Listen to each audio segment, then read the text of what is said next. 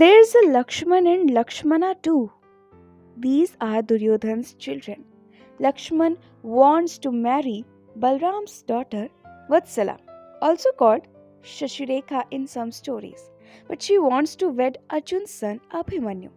However, Balram is reluctant to marry his daughter into the Pandav family who are on their way to exile in the forest after losing the game of dice. Abhimanyu feels bad about it and spokes to his cousin Ghatotkacha to help him. After much drama, Vatsala is married to Abhimanyu. These are parallel stories. Balram had wanted his sister Subhadra to marry Duryodhan, but she ended up marrying Arjun. He wanted his daughter to marry Duryodhan's son, but she marries Arjun's son. Lakshmana is Duryodhan's daughter. There is a romance between her and Krishna's son Samb.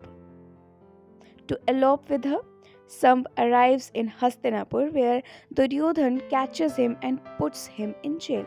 The Yadav army marches on Hastinapur demanding his release. A huge argument ensues. Balram is so angry that he says he'll destroy Hastinapur with his weapon. Duryodhan asks for forgiveness because Balram is his guru and sends his daughter to the Yadav household. So there is no brother sister story about Lakshmana here. Perhaps Vyas wanted to depict the complex relationships between the Yadavs, Kauravas, and Pandavas through their story. Krishna marries his sister to Arjun. Krishna's sister is Subhadra. The Jagannath temple in Puri is the only temple where Subhadra and her two brothers, one on either side, are placed in the Garbhagriha. Both brothers love their sister immensely. However, Balram wants her to marry the Kaurav Duryodhan and Krishna wants her to marry the Pandav Arjun. Everything in the Mahabharata becomes about a battle for territory. Let's talk about the Ramayana. Perhaps that has simpler relationships. Here, the most important brother sister relationship is that of Supnakha and Ravan. According to a story found mainly in the Tamil and Telugu Lokathas, he accidentally kills his sister's husband Vidyutjeev. He then gives her the freedom to pick anyone she wants as her husband to enjoy any man she wants in the forest. She meets Ram in the forest and tries to seduce him. When she fails, she propositions Lakshman instead. This leads to an altercation in which Lakshman angrily cuts off her nose. When Supnaka narrates this story to her brother Ravan, she instigates him by saying it was his humiliation and that the beautiful woman with the arrogant brothers, Sita, should be the pride of Ravan's Lanka. Does Ram also have a sister? There are stories of his sister in Lokathas and in the oral tradition, not in the Valmiki Ramayana. In the Mahabharata, a girl called Shanta is mentioned, who is adopted by King Vumpal from her father Dashrath. Perhaps this is Ram's sister. Scholars are not sure whether this is Ram's father Dashrath or someone else by that name. In Lokathas, one of the popular stories is that Shanta is upset when Ram abandons Sita in the forest. She leads all the women of the palace to protest to Ram about it.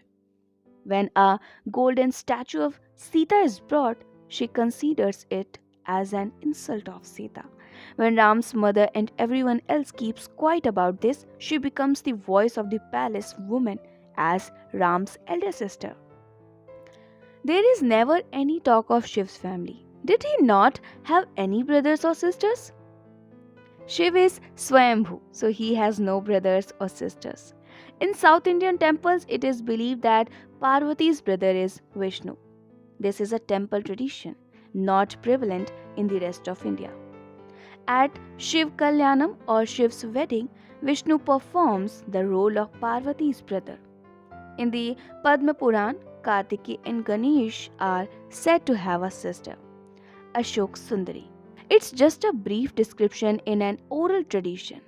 In Bengali Lokathas, Shiv is said to have a daughter called Mansa, who is worshipped when there is a snake bite. It is believed that she will remove the poison. So, in a way, she is Ganesh and Kartikeya's sister. In the 1970s, there was a super hit film titled Jai Santoshima. In it, Ganesh is shown having two sons, Shubh and Labh, who want a sister. So Ganesh creates Santoshima as a sister of his sons. She ties them Rakhi. There should be a sister who will tie a Rakhi and a brother who will visit the sister on Bhai Dooj, which is the last day of Diwali. Also on this day, Yam comes to Lakshmi as her brother. Yam is the god of accountancy and Lakshmi the goddess of wealth. He comes to his sister's place to see whether she is being treated well or not. And how does he do that? By keeping accounts. Here, an abstract concept has been turned into a story. So, this is it for today and for this part also. I'll start reading part 25, characters from the Ramayana in the Mahabharata, in my next video. Till then, what do you have to do? Keep listening beautiful stories and keep smiling.